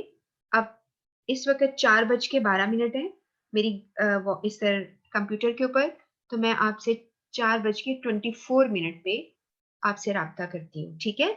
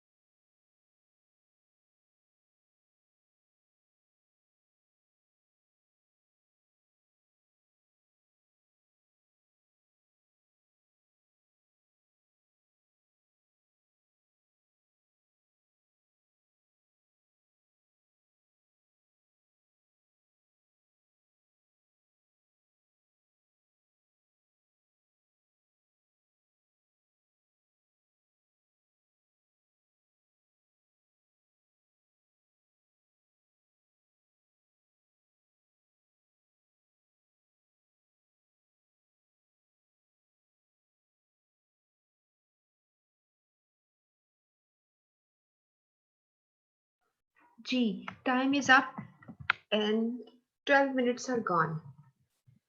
अब सबसे पहले कि मैं आपको ये दिखाऊँ कि इसका सॉल्यूशन क्या होना चाहिए या कितनी टाइप के जो स्टार्ट और एंडिंग और सब कुछ जो है ठीक होने चाहिए, ठीक कंसिडर किए जाएँगे। पहले हम ये चीज़ देखेंगे कि आपको मैंने ये सिखाया कि आपने गिवन सिनेरियो में से इंफॉर्मेशन निकालनी है। फर्स्ट इज़ दैट कि आप एज़ अ सेंडर कौन है? आपका नाम क्या है? आपका डेज़िग्नेशन क्या है? आपकी कंपनी कौन-सी है? उसका एड्रेस क्या है? आपने यहाँ पर देखा कि आप क्लासिक यूनिफ़ॉर्म कंपनी लिमिटेड के मार्केटिंग मैनेजर हो और आपका नाम अब्दुल बासित है, ऐसा ही है? और फिर आपने देखा कि आपका जो है आपका रिसीवर मैसेज का, वो तैमूर पेट्रोलियम लिमिटेड है और उनके शाहिद खान हैं जो परचेज़ मैनेजर हैं और उनका एड्रेस दे दिया है उन्होंने, ऐसा ही है? अब आपने देखना ये होता है कि जिसका एड्रेस मिसिंग होता है या कोई डेज़िग्नेशन मिसिंग होता है या आपका नाम मिसिंग है, उसको आपने क्या करना होता है, अज़्यूम करना होता है। तो 4 चीज़ें आपको चाहिए हैं सेंडर की, 4 चाहिए रिसीवर की, यानी कंपनी का नाम, उसका एड्रेस, आपका नाम, डेज़िग्नेशन, रिसीवर का नाम, रिसीवर का डेज़िग्नेशन, उसकी कंपनी का नाम, उसका एड्रेस। ये सब देखना है। इसके अलावा आपने सिनेरियो को ध्यान से देखना है।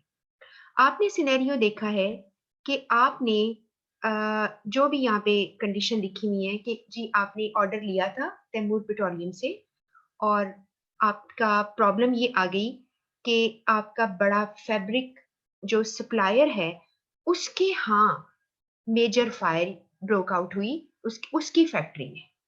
अब आप गौर करें कि आपकी आपकी फैक्ट्री में आग नहीं लगी, जो आपको फैब्रिक सप्लाई करता था और आप उसकी मैन्युफैक्चरिंग आगे चीज़ों की करते थे, यूनिफ़ॉर्म वगैरह बनाते थे।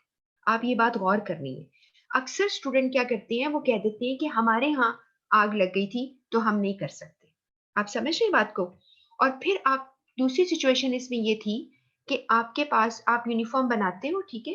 और ये आपका काम है और लेकिन यहाँ पर एक आपको 2500 सेट्स आपको मिले हैं यूनिफ़ॉर्म के, जिसके अंदर आपने जो ट्राउज़र और शर्ट्स हैं या यूनिफ़ॉर्म है, उसमें आप 1000 दे चुके हो। 15 फरवरी को आपने 1000 दे दिए हैं। आप नोट करो ये बात।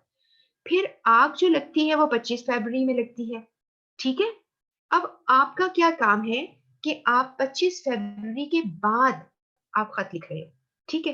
तो अब आपने यहाँ पर क्या करना है, हाँ, मुझे याद इससे आ रहा है कि मैंने ये 17 जो लिखा है, ये मैंने वहाँ पे मैं इसको करेक्ट करती हूँ। तो मैं अभी दिखाती हूँ अपना सॉल्यूशन। आपने 1000 दे चुके टाइम पर सेट्स को, जो 15 अप्रैल के ड्यू थे ना, वो नहीं आप दे सकते।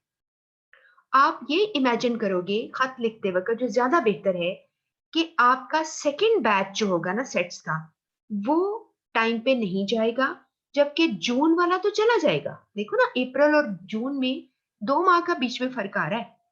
आपका जून में वाला तो एग्ज़ीक्यूट हो जाएगा, डिलीवर हो जाएगा, लेकिन आप अप्रैल वाला नहीं दे पाओगे। अब आपने कैसे जस्टिफ़ाई करना है इस सिचुएशन को, कैसे बनाना है, मैं आपको इसका जो है सॉल्यूशन वो दिखाती हूँ। अब इसको देखिए आप, तो मैंने यहाँ पे अ, आपको क्लियर नज़र आ रहा है ना? मैं इसको थोड़ा-सा बड़ा कर देती हूँ, ताकि आपको ज़्यादा करीब से बेहतर नज़र आए। मैंने उसमें देखिए, आपकी कंपनी का लोगो लेफ्ट पे दिया मैंने, ये हमारा लोगो है और ये सॉल्यूशन वर्ड आपको लिखने की ज़रूरत नहीं पेपर में, आपने बस काम कर लिख देना होगा। क्लासिक यूनिफ़ॉर्म कंपनी लिमिटेड हैं आप। मैंने आपको क्या सिखाया था, कुछ लोग जो बिल्कुल नए हैं उनके लिए, आप यहाँ पे LOGO लोगो क्यों लिखते हो? ये आपका ट्रेडमार्क है, यानी एग्ज़ामिनर को पता चल जाएगा कि ये लोगो की जगह है, यहाँ पे ट्रेडमार्क वो लगाएगा। नहीं लग ये लिखना, तो आप हर लफ्ज़ की पहली जो लेटर है, यानी CUCL, यहाँ पे CUCL भी लिख सकते हो, कि आपकी कंपनी की नाम की एब्रिविएशन है। अब चूँकि आपका यहाँ पर जो आपके पास एड्रेस आया हुआ है, ये इन्होंने माल रोड लाहौर दिया हुआ है। जबकि आपका एड्रेस जो है यहाँ पर नहीं है, तो आपने अपनी तरफ से 127 मेन रोड लाहौर लिख दिया, 127 सम एरिया लिख दिया, XYZ सिटी, ABC सिटी, आपको मैंने ज़्यादा बोला है, बल्कि बेहतर है आप लाहौर ना लिखें, आप सिटी लिखते हैं। आपको मैंने क्या सिखाया हुआ यहाँ पर, आपका एड्रेस नहीं होता तो आप लिख देते हो यहाँ पे सम सिटी, जो कि बिल्कुल सही है, ये बाहर की किताबों का तरीका है। और 127 सम रोड, मेन रोड नहीं लिखना, सम रोड, सम सिटी, आप ऐसे कर सकते हो। ये एड्रेस आपको मैंने सिखाया हुआ है। आपने कोई प्लॉट नंबर लिखा है, जैसे 127 जो है प्लॉट नंबर है, आपने लिखा जी 127 सम कमर्शियल एरिया या सम रोड, क्योंकि ये एक मैन्युफैक्चरिंग कंपनी है, ये हो सकता है किसी मेन रोड के ऊपर फैक्ट्री बनी हो जहाँ पे भी ये सारा जो है वो काम होता है, ऑपरेशन होता है उनका, मैन्युफैक्चरिंग होती है, तो इसलिए या कभी हाईवे लिख देते हैं लोग या मेन रोड लिख देते हैं, सम एरिया सम सिटी लिख देते हैं। इस तरह आपको जो लोग बिल्कुल न्यू कमर हैं इस वक्त क्लास में, वो जाके क्लाउड पे जाके देखो, बहुत सारे खतों के स्टार्ट मैंने खुद से एज्यूम करके वहां पे बना के दिए हुए, यानी addresses.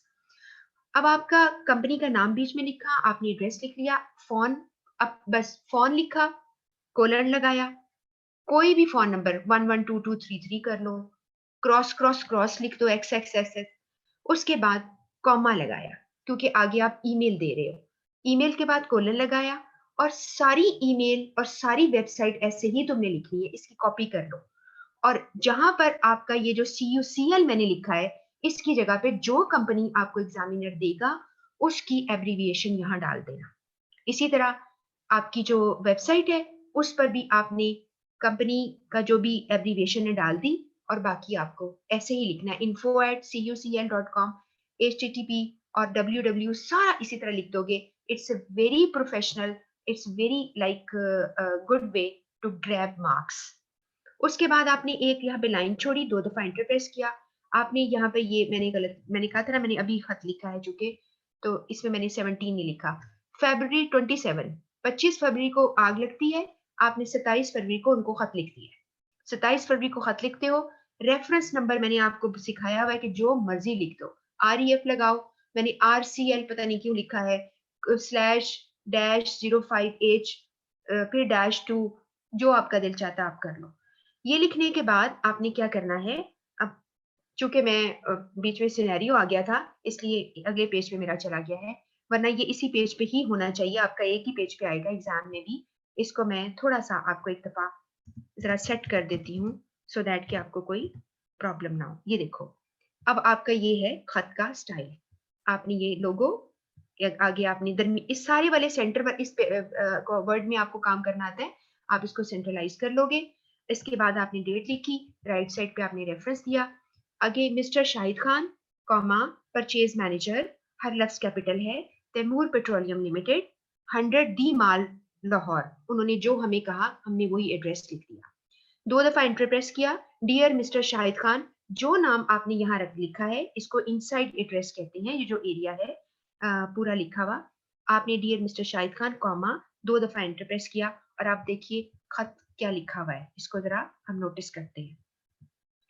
We always feel privileged to have PTL among our esteemed customers.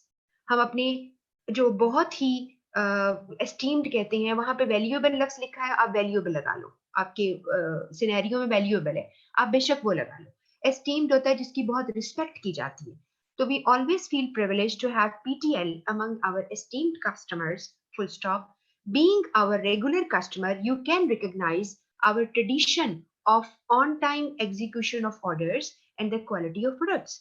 यानी आप जो कि हमारे रेगुलर कस्टमर हैं, आप हमारी ट्रेडिशन, हमारी रवायत को पहचानते हैं कि हम ऑन टाइम ऑर्डर एग्जीक्यूट करते हैं, या फुलफिलमेंट ऑफ ऑर्डर कह दो, एंड क्वालिटी ऑफ प्रोडक्ट की आप जो है वो इस चीज को समझते हैं।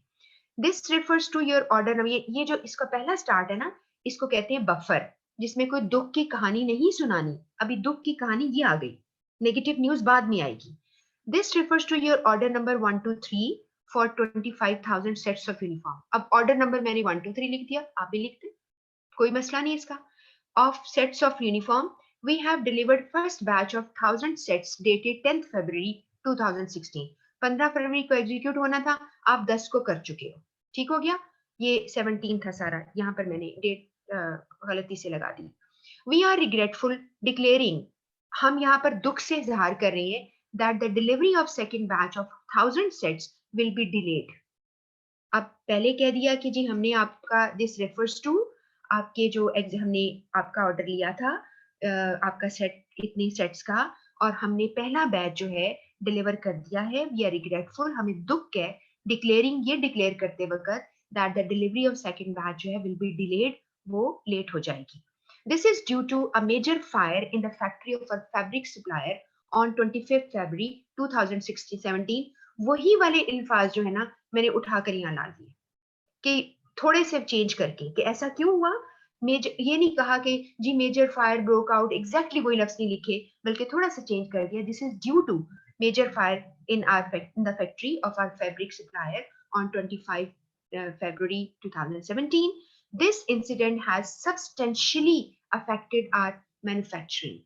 इस इंसिडेंट ने हमारी सब्सटेंशियली में बहुत बड़े पैमाने पर अफेक्ट कर दिया है हमारी मैन्युफैक्चरिंग को, causing delay for all nation wide orders. यानी यहाँ पे थोड़ी सी डिप्लोमेटिक चालाकी सी दिखानी होती है कि सिर्फ आप ही का ऑर्डर नहीं गया, बहुत से लोग बैठे हैं जो हमारा ऑर्डर देते हैं और उनका भी नुकसान हो रहा है. तो आपने क्या कहा, इस इंसिडेंट ने बड़े पैमाने पर लार्जली, सब्सटेंशियली का मतलब है अफेक्ट किया है हमारी मैन्युफैक्चरिंग को, कॉजिंग डिले, जिसमें लेट हो गया है for all nation wide orders, के पूरे पाकिस्तान के ऑर्डर जो हैं वो हमारे डिले हो गए.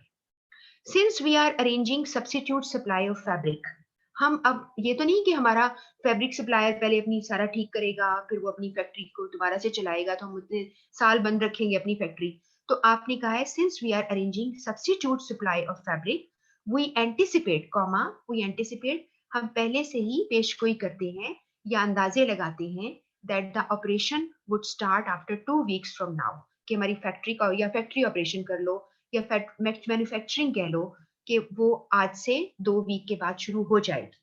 We ensure that the execution of second batch of order would be possible along with the third one on its due date. या तो यूं भी कर सकते हो, एक तो ये तरीका है कि जी तीसरा जो ऑर्डर है, हालांकि 2 माह का फर्क है, तीसरा ऑर्डर जो है उसके साथ ही दूसरा ऑर्डर भी आपको मिल जाएगा. या यूं कह सकते हो कि 1 महीना डिले हो जाएगा, आप अप्रैल में नहीं मई में दे सकेंगे, जबकि ओरिजिनल जो थर्ड वन है वो जून में जाएगा. 2 तरीके हैं, ये कर लो कि जी आपका सेकंड बैच 1 महीना डिले हो जाएगा, जो डेट लिखी है अप्रैल की, आगे उसकी मई की डेट डाल लो कि इस मई को, लेकिन आपका तीसरा ऑन टाइम होगा. ठीक हो गया ना. तो या फिर ये दूसरी सूरत मैंने ये लिख दी है कि आपका बैच थर्ड से जा मिलेगा, आपका एग्जामिनर इस पे कोई इतराज नहीं करेगा, इससे कोई फर्क नहीं पड़ता. अगला पॉइंट है कंसिडरिंग द अफोर मेंशन कंडीशंस, यानी जहन में रखते हुए एफोर मेंशन जिसका ऊपर मैंने जिक्र किया है conditions, if you want to hold the order, या तुम ऑर्डर होल्ड करना चाहते हो, और कैंसिल इट, या तुम कैंसिल करना चाहते हो, we will have no objection in both cases. यानी अगर तुम्हें बहुत जल्दी है, इसका मतलब है तुम नहीं हमसे लेना चाह रहे हो, अभी थोड़ा दिन रह गए हैं, तो कहीं और से ले लो, इसका ये मतलब है. लेकिन मैं ये तो नहीं कह सकती ना कहीं और से ले लो.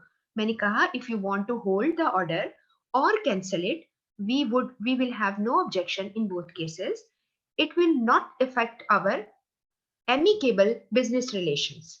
ये हमारे बिजनेस रिलेशन को असर नहीं डालेगा कि तुम बेशक कैंसिल कर लो, हम पैसे वापस देते हैं. Please inform us latest by 30th February. हमें 30 फरवरी तक ये बता दो कि तुमने हमारे साथ, हम तुम्हारा सेकंड वाला बैच बनाए कि ना बनाए, 1000 तुम्हारा यूनिफॉर्म जो है, शर्ट जो भी है तुमने मांगी, वो दे के ना दे. We will be highly obliged, हम बहुत ही तुमसे यानी मशकूर होंगे अगर तुम ऐसा करोगे. और उसके बाद ये जब खत खत्म होता है तो आपने एक लाइन जो कि छोड़नी है, उसके बाद आपने योर सिंसियरली लिखना है, एक और लाइन छोड़ी, उसके नीचे आपने सिग्नेचर का लफ्ज लिखना है, बगैर लाइन छोड़े अपना नाम लिखना है.